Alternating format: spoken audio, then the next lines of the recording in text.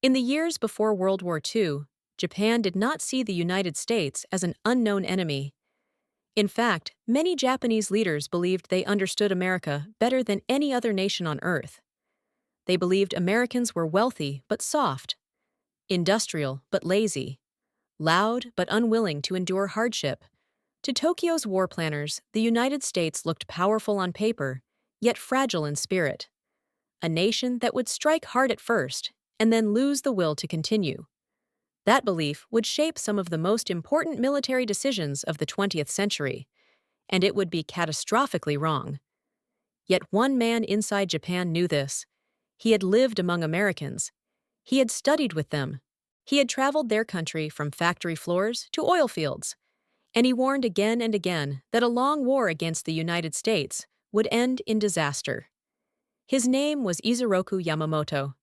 This is the story of how Japan misunderstood America during World War II, and the tragic irony of the Admiral who understood his enemy better than anyone else yet could not stop his nation from making the very mistakes he predicted. Yamamoto was not born into privilege. He grew up in a Japan that was rapidly modernizing and painfully aware of Western power. From an early age, he understood that Japan's future depended on learning from the outside world, not isolating itself from it. That belief would eventually send him farther than almost any other Japanese officer of his generation. In the early 1920s, Yamamoto was sent to the United States. He studied at Harvard University. He learned English. He debated politics. He observed American society not as an enemy, but as a student. Later, he traveled across the country. He visited Detroit and saw automobile factories producing machines at a scale Japan could not match. He saw the oil fields of Texas and understood the meaning of energy independence. He witnessed a nation that could convert civilian industry into military power with frightening speed. What shocked him most was not American wealth, but American capacity, the sheer ability to produce and replace material faster than any adversary. Yamamoto returned to Japan convinced of one thing. If Japan fought the United States in a long war, Japan would lose. Inside Japan, however, a very different picture of America existed.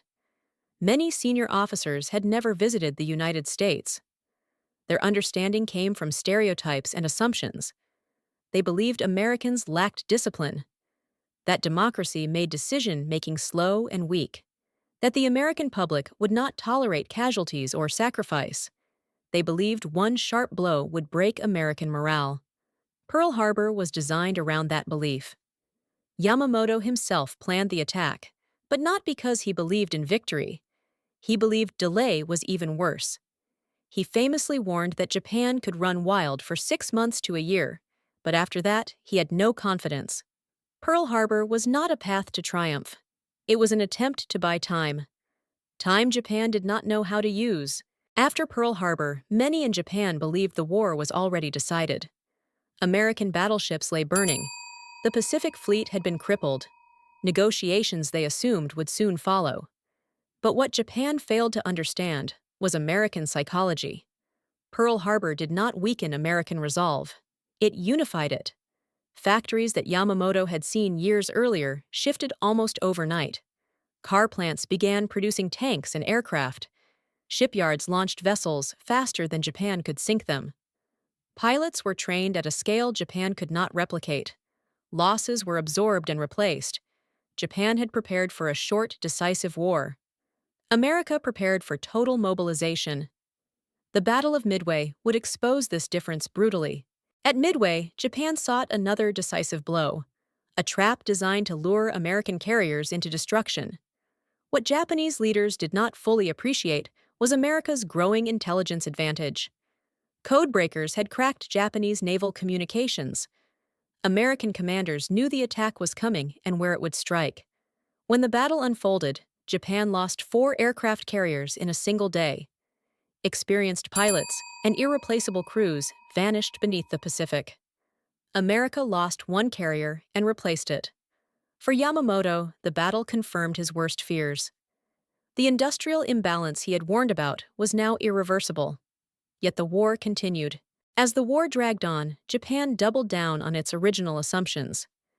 American society, they insisted, would fracture under casualties. Bombing would break morale. Yet the opposite occurred. Losses hardened resolve. Industrial output increased. Public support endured. Japan's leadership struggled to understand why their predictions kept failing. They misunderstood not just American industry, but American character. They confused comfort with weakness, diversity with division, debate with indecision. Yamamoto watched as strategy drifted further from reality. He continued to command. He continued to plan. But he knew the end was approaching. In 1943, American intelligence intercepted Yamamoto's flight itinerary. The decision to target him was controversial. He was not just a commander, he was a symbol.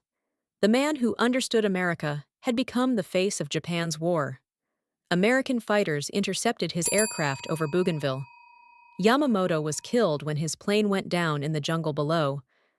The man who warned Japan of defeat died before seeing it. By the war's end, Japan lay devastated. Cities burned. Industry collapsed.